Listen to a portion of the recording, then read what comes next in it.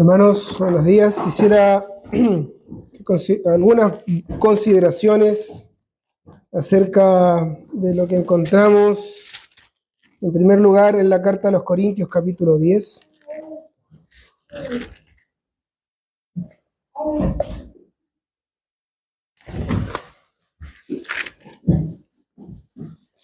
A partir del versículo 14.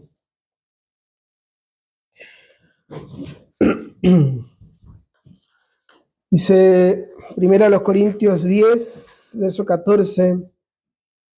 Por tanto, leo de la Biblia de las Américas, por tanto, amados míos, huyan de la idolatría. Les hablo como a sabios, juzguen ustedes lo que digo. La copa de bendición que bendecimos, ¿no es la participación en la sangre de Cristo? El pan que partimos, ¿no es la participación en el cuerpo de Cristo? Puesto que el pan es uno, nosotros, que somos muchos, somos un cuerpo, porque todos participamos de aquel mismo pan. Consideren al pueblo de Israel, los que comen los sacrificios, ¿no participan del altar? ¿Qué quiero decir entonces? ¿Que lo sacrificado a los ídolos es algo? ¿O que un ídolo es algo? No, sino que digo que lo que los gentiles sacrifican, lo sacrifican a los demonios y no a Dios.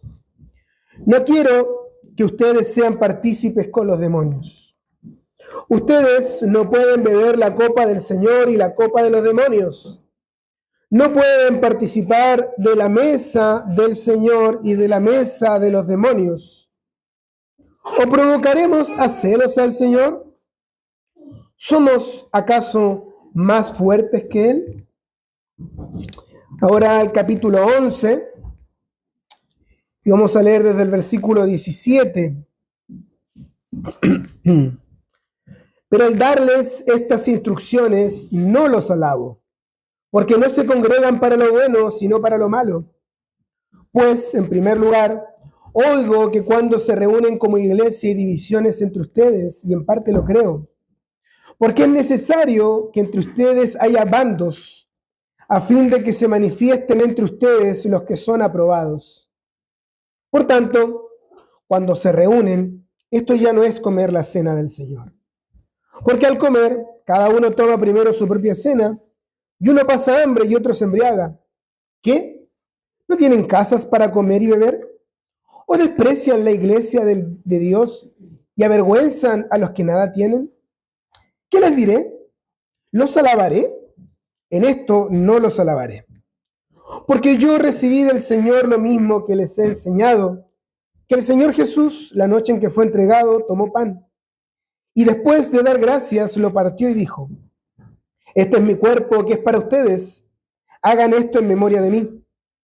De la misma manera tomó también la copa después de haber cenado, diciendo: esta copa es el nuevo pacto en mi sangre. Hagan esto cuantas veces la beban en memoria de mí. Porque todas las veces que coman este pan y beban esta copa, proclaman la muerte del Señor hasta que Él venga. Hasta ahí solamente. Quisiera tener solamente algunas consideraciones porque es un tema muy amplio, este tema. Y para eso, como siempre, un poco de contexto, ¿cierto? Los días martes ya estamos estudiando primero a los Corintios y por lo tanto más o menos tenemos fresco en nuestra mente qué es lo que sucedía en la iglesia en Corinto. Había todo tipo de desórdenes. Esto es una carta que llamamos correctiva.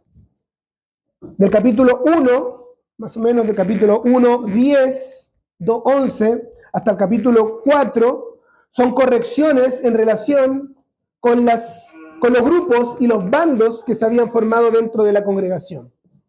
Habían distintos partidos basados en pensamientos humanos. Y Pablo, en la primera parte de la carta, corrige esto. Luego, en el capítulo 5, va a tratar un asunto muy grave que sucedía en la iglesia en Corinto, y es que ellos estaban tolerando el mal abierto y reconocido como inmoralidad. Y ellos tenían que limpiarse de esa levadura. Y con eso nos deja a nosotros la enseñanza de cómo limpiarnos de la levadura cuando el mal es tolerado en medio de la congregación de los santos. En el capítulo 6 trata acerca de que había problemas entre algunos hermanos, problemas laborales, por ejemplo, y se iban a tribunales humanos, y Pablo debe condenarlos por hacer eso, porque deberían haberlo solucionado en la iglesia, porque había entre ellos sabios. En el capítulo 7, Pablo responde algunas preguntas que ellos le habían hecho anteriormente acerca del matrimonio, y a partir del capítulo 8, empieza a hablar de un tema sensible en la sociedad corintia. Y era el tema que ellos vivían en medio de una sociedad profundamente idólatra. Corinto era una ciudad portuaria donde pasaba todo el comercio de esa zona y por lo tanto, como la mayoría de las ciudades portuarias antiguas, incluso al día de hoy, había mucha inmoralidad. Y en esa época se traducía en idolatría. ¿Y qué es lo que sucedía? Sucedía que ellos iban y comían los invitaban a una casa, por ejemplo, a comer, y había carne para comer. Y esa carne, ellos sabían, ojo, esto es importante, sabían que había sido comprada en un lugar donde, o la habían conseguido, en donde ese animal antes había sido sacrificado a los ídolos. Y a partir del capítulo 8, Pablo va a corregir esto. En el capítulo 9 introduce un paréntesis que tiene que ver con una defensa de su propio apostolado. Y llegamos al capítulo 10, que tiene que ver con esto último. Por eso dice el versículo 14, por tanto, amados míos, huyan de la idolatría. Porque Pablo va a demostrar en estos pasajes que no es indiferente si un creyente se asocia a lugares donde, o a otros altares donde se sacrifica a los ídolos. Ellos decían, ok, el Evangelio nos ha enseñado que tenemos libertad en Cristo, y por lo tanto no importa si yo como de los sacrificados a los ídolos, porque finalmente un ídolo, ¿qué es? Es un trozo de piedra, un trozo de madera, un trozo de metal. No es nada. El cristiano, todos podríamos saber eso, ¿no? Todos vemos una estatua y ¿qué decimos? Esto no es nada. Los corintios decían, no es nada, por lo tanto, si lo sacrifican a esto mudo, no es nada. Pero Pablo va a hacer un argumento que no es solamente para los corintios en esa época, sino que nos enseña algo a nosotros. Y antes de entrar en ese argumento, quisiera mencionar dos cosas, porque acá tenemos dos relatos que parecen que hablan de lo mismo. Encontramos la copa y el pan en ambos capítulos, en el capítulo 10 y en el capítulo 11. Sin embargo, no hablan de lo mismo, aunque se relacionan. En el capítulo 10, Pablo va a hablar de lo que dice en el versículo 21. Hay una expresión al final del versículo 21, dice, la mesa del Señor. De esto Pablo es lo que está hablando en el capítulo 10. Sin embargo, en el capítulo 11, versículo 20, dice al final, la cena del Señor. Y es importante, como creyentes, que entendamos la diferencia entre ambos términos. No son términos intercambiables, sino que nos hablan de dos cosas diferentes. Y por honor al tiempo, lo vamos a representar de la siguiente manera. La mesa del Señor nos habla de lo colectivo, de lo que tiene que ver con la congregación como un todo. Mientras que la cena del Señor es un asunto visto desde el punto de vista individual, mi responsabilidad individual. Y Pablo, ¿qué es lo que va a decir? Va a decir, ok, es verdad que los ídolos no son nada. Él lo dice, de hecho, en el capítulo 8. Vamos a volver un poco atrás. 8, versículo 4. Primero a los Corintios 8:4. Por tanto, en cuanto a comer de lo sacrificado a los ídolos, sabemos que un ídolo no es nada en el mundo y que no hay sino un solo Dios. Los ídolos no son nada. El problema no está en la estatua, de madera o de piedra. El problema es qué hay detrás de ese ídolo. Y es lo que Pablo va a apuntar acá en este capítulo 10. En el versículo, no me quiero adelantar porque quiero ir avanzando, pero en el versículo 19, ¿qué quiero decir entonces? ¿Que lo sacrificado a los ídolos es algo o que un ídolo es algo? Pablo nos acaba de decir en el capítulo 8, bueno, ellos no tenían capítulo, ¿cierto? Pero nos acaba de decir un poco antes en la carta que un ídolo no es nada. Y ahora nos está diciendo que huyamos de la idolatría. ¿Por qué? No, dice en el versículo 20, sino que digo que lo que los gentiles sacrifican, los sacrifican a los demonios y no a Dios. Entonces, el asunto particular de los ídolos y los sacrificados de los ídolos no es la estatua, no es el yeso, la piedra, etcétera, sino los principios que están detrás de ese ídolo. Y Pablo dice muy enfáticamente, y esto es palabra de Dios, que detrás de los ídolos están los demonios. Por eso dice en el versículo 14, por tanto, amados míos, huyan de la idolatría. Esto es interesante por dos motivos. La expresión amados míos. Ya hemos dicho anteriormente que en Corinto había 100 problemas más uno. O sea, si podríamos nosotros pensar en una asamblea donde había problemas, eso era Corinto. Sin embargo, en el capítulo 1, Pablo se dirige a la iglesia de Dios que está en Corinto. No había perdido todavía, vamos a hablar así, su estatus de iglesia. El Señor todavía estaba allí. El candelero no había sido sacado todavía, usando el lenguaje de Apocalipsis 2. Pero tenían cosas que corregir. Y a lo largo de los distintos capítulos hay cosas que corregir y Pablo se dirige a ellos como amados míos. Porque seguían siendo verdaderos hijos de Dios, pero que tenían cosas que corregir y ellos debían huir de la idolatría. Y ellos decían, los corintios probablemente, pero Pablo, nosotros no adoramos a los ídolos. En mi casa tú puedes entrar, te invito. No hay ninguna estatua, no hay nada. Solamente adoramos al Dios vivo en esta casa. Pero Pablo les va a decir, bueno, pero no necesariamente estás huyendo de idolatría si no tienes ídolos en tu casa. Si tú estás comiendo de lo que ha sido sacrificado a los ídolos, entonces estás participando de algo que está detrás. Va a explicar por qué es necesario ir de la idolatría. Versículo 15. Les hablo como a sabios.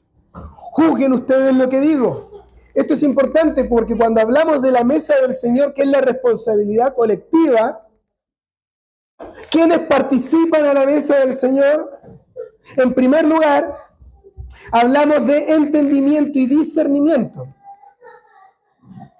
En esta misma carta estamos estudiando, y llegamos el martes pasado al versículo que dice, el hombre natural no entiende las cosas que son del Espíritu de Dios porque para él son locura. Pero nosotros, dice Pablo, tenemos la mente de Cristo. Por lo tanto, y en primer lugar, él le está hablando a personas que tienen la mente de Cristo. Personas que tienen la sabiduría de Dios. Pero también en el sentido natural, personas que han llegado a una edad de racionalidad para saber qué es lo que están haciendo. Por eso, nuestros niños no nos hacemos comer del pan y la copa porque todavía no entienden y no disciernen completamente. Llegará una vez, un momento, una edad, algunos pueden ser más pequeños, algunos pueden ser más grandes, no hay una edad establecida para eso en la Escritura, pero cuando tienen la capacidad de discernir y juzgar y ser tratados como sabios en este aspecto, podrán participar a la mesa del Señor. Versículo 16, la copa de bendición que bendecimos. Pero Pablo, nosotros cuando nos reunimos para comer del pan y la copa, lo primero que hacemos es comer del pan. ¿Por qué hablas de la copa primero? Te equivocaste. No. Pablo introduce la copa en primer lugar porque este es el segundo punto importante. No menos importante que el que acabo de mencionar, pero incluso más importante. ¿La copa de qué nos habla? Cuando utilizamos la expresión copa, es importante hacer esta distinción. Hablamos de un término en el lenguaje que se llama metonimia. La metonimia es cuando yo hablo de algo, pero que representa otra cosa. Cuando yo digo, por ejemplo, Esteban, ven a mi casa y vamos a tomar una taza de café. No significa que él se va a tomar la taza, literal la taza, sino que el contenido que está dentro de la taza. Y tampoco significa que los dos vamos a tomar de la misma taza. O les invito, vamos a tomar una taza de café en mi casa, no significa que todos vamos a usar una misma taza para tomar todos. Es una forma del lenguaje para decir que vamos a compartir un café juntos. Cuando Pablo dice la copa, no está hablando del continente, se dice, sino del contenido. ¿El contenido cuál es? El vino. ¿Y qué representa el vino? La sangre derramada por nosotros en la cruz del Calvario. Esta es mi sangre, que por vosotros se derrama, dijo el Señor Jesucristo la misma noche en la cual fue entregado. ¿Y qué es la sangre para el creyente sino la señal de que sus pecados han sido limpiados? Veré la sangre y pasaré de ustedes, dijo el Señor al pueblo de Israel. Por lo tanto, este principal requisito en relación con la mesa del Señor es que las personas sean salvas, que hayan sido lavados por la sangre del Señor. Por eso la copa es mencionada en primer lugar, porque tiene que ver con la salvación del alma. No es admitido, o más bien, para usar un término mucho más correcto, no tiene parte, no forma parte y no tiene lugar a la mesa del Señor alguien que no es un verdadero hijo de Dios.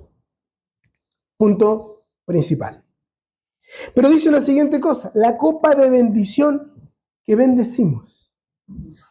Acá el término bendición debe relacionarse con la expresión dar gracias.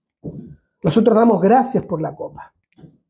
Damos gracias al Señor Jesús por la copa que nos dejó esa noche en la cual fue entregado, porque Él quiere que lo recordemos a Él, en su muerte. Y es una copa de bendición porque representa las bendiciones que nos han sido ganadas por la sangre de Él derramada. Pero usa una expresión muy interesante. No es, y perdonen que le sume puntos a la traducción que yo uso, porque acá es importante hacer la distinción de los términos. Hay dos términos en el idioma original que significan cosas diferentes, pero son muy parecidos. Y en esta traducción los diferencia el término participar y el término comunión. Son dos cosas diferentes.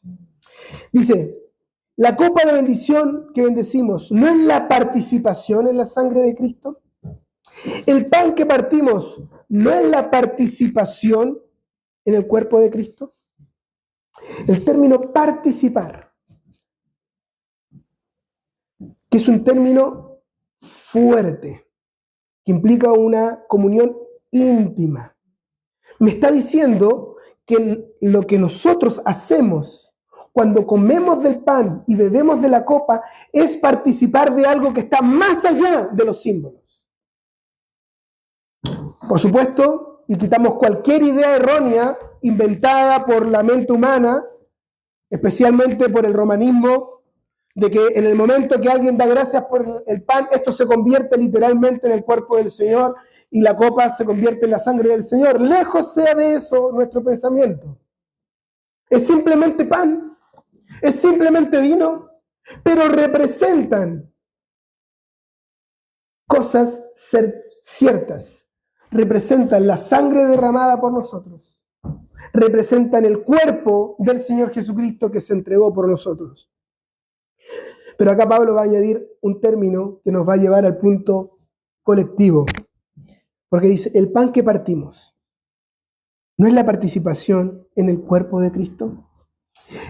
El término participación es importante decirlo así porque involucra que yo me estoy haciendo parte de algo. Y acá dice el cuerpo de Cristo, y alguien inmediatamente piensa, sí, el cuerpo de Cristo significa que Él se entregó en la cruz por nosotros. No, Pablo va a aclarar, puesto que el pan es uno, nosotros, que somos muchos, somos un cuerpo, porque todos participamos de aquel mismo pan. ¿Y saben cuando Pablo escribió esto, dónde estaba? Los estudiosos nos dicen que él estaba en Éfeso, a una cantidad considerable de kilómetros. Pero él dice, todos participamos del mismo pan. Pero Pablo, cuando tú estás en Corinto, hay un pan, y cuando estamos en Éfeso, a la misma hora, quizás el mismo día, hay otro pan. ¿Cómo dices?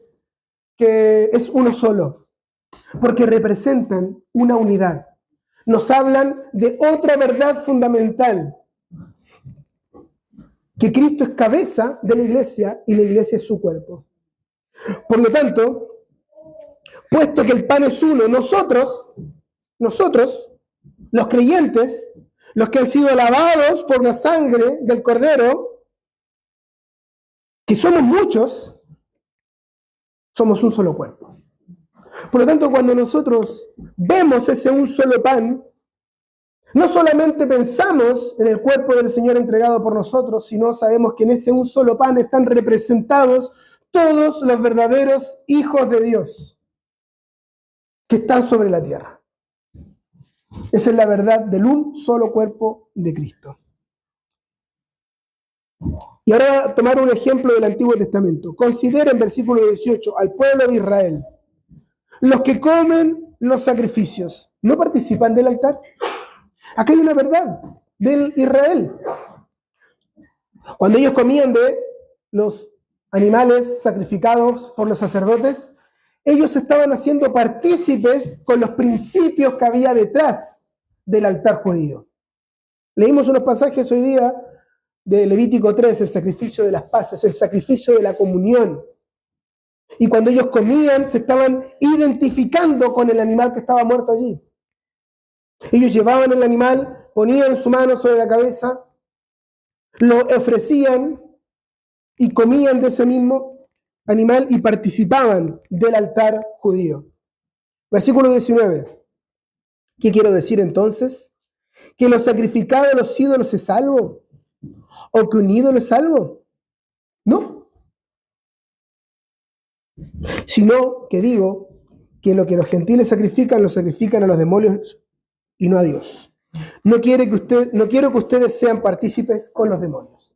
Acá está el fin del argumento. Dado que cuando los judíos comían del altar, participaban de los principios que había detrás del altar. Dado que ustedes cuando beben de la copa y comen del pan, participan o se identifican, es el término correcto, se identifican con la sangre derramada, se identifican con el pan partido. ¿Por qué es un pan y una copa, dos símbolos que representan una sola cosa? El pan representa el cuerpo, la copa representa la sangre. ¿Qué pasa si yo al cuerpo le saco la sangre? Es señal de muerte. Porque estas dos cosas representan la muerte del Señor Jesucristo. Anunciamos su muerte hasta que Él venga. Por lo tanto, les dice, ustedes participan en la sangre de Cristo, porque reconocen que han sido salvos, y también participan, se hacen uno con, o tienen comunión, se identifican con todo el cuerpo de Cristo, con todos los verdaderos hijos de Dios que están sobre la tierra. Pero si comen de los ídolos, no es que los ídolos sean algo, no que los sacrificados, los ídolos sean algo, sino que ustedes se hacen partícipes con los demonios, se identifican con los demonios. Ese era el problema. Usando la misma conclusión. Versículo 21. Ustedes no pueden beber la copa del Señor y la copa de los demonios. No pueden participar de la mesa del Señor y de la mesa de los demonios.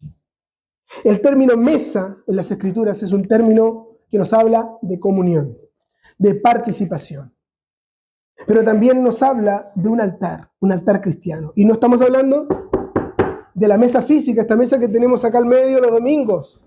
Es un término espiritual que representa la comunión que tienen todos los hijos de Dios. Y es solamente en ese terreno donde verdaderamente se puede celebrar, como agrada al Señor, la cena del Señor. Pero quisiera hacer un término más. En todo esto encontramos que se trata de la mesa del Señor. En las Escrituras siempre los términos son importantes. No es la mesa de Cristo, no es la mesa de Jesús, no es la mesa de Dios. Se usa el término del Señor. El término Señor implica autoridad. Él tiene todos los derechos sobre esa mesa. Él tiene todos los derechos sobre aquello que se realiza. No es de nosotros. No es la mesa de una asamblea. No es la mesa de un grupo de hermanos o un círculo de comunión. Es la mesa del Señor. Y la autoridad soberana y única es de Él. Y en humillación, buscando la dirección del Espíritu Santo, podemos, si estamos reunidos los 2 o 3 al nombre del Señor Jesús, saber cuál es su autoridad con respecto a un asunto. Y aquello que se ata en la tierra puede ser atado en el cielo y viceversa, pero siempre teniendo en cuenta que es la autoridad del Señor y no la autoridad de los hermanos o de los ancianos o lo que sea. Es la autoridad del Señor. Pero cuando vamos al capítulo 11, lo que tenemos acá no es el asunto colectivo, no es el cuerpo de Cristo, sino que es un asunto individual. ¿Y qué pasaba? Con honor al tiempo, hacemos un panorama rápido. Pasaba que en ese tiempo todavía la cena del Señor no había sido reducida a lo relevante e importante que es el pan y la copa. La cena del Señor en ese tiempo se juntaban a tener comunión en la casa de algún hermano o en algún local público donde estaban y había todo tipo de comidas. Y en algún momento de esa comida, celebración, cantaban salmos probablemente, leían de las Escrituras mientras estaban todos en una mesa compartiendo. Y en algún momento alguien decía, bueno, vamos a dar gracias por el pan, partían, daban gracias por la copa, bebían y celebraban la cena del Señor. Por eso, Pablo les dice, ¿saben cuándo? No les puedo reconocer para bien esto. Porque cuando se congregan no lo hacen para lo mejor. Era tan grave que algunos se emborrachaban allí. Algunos que en sus casas decían, ¿saben qué? No voy a comer hoy día porque la comida que va a haber hoy día en la reunión va a estar buena. Iban a comer ahí.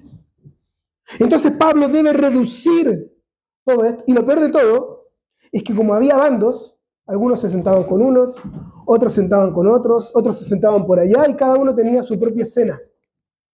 Y Pablo debe poner las cosas en su lugar y dice en el versículo 23, porque yo recibí del Señor. Pablo recibió directamente, Pablo no estuvo cuando se instituyó la cena del Señor allí en el aposento alto, pero él recibió este mandato directamente del Señor. Hay 4 cosas que Pablo recibió como una revelación directa de Dios: el Evangelio, el misterio de la iglesia, la verdad del arrebatamiento, 1 Tesalonicenses 4, y la cena del Señor. Por lo tanto, es algo importante.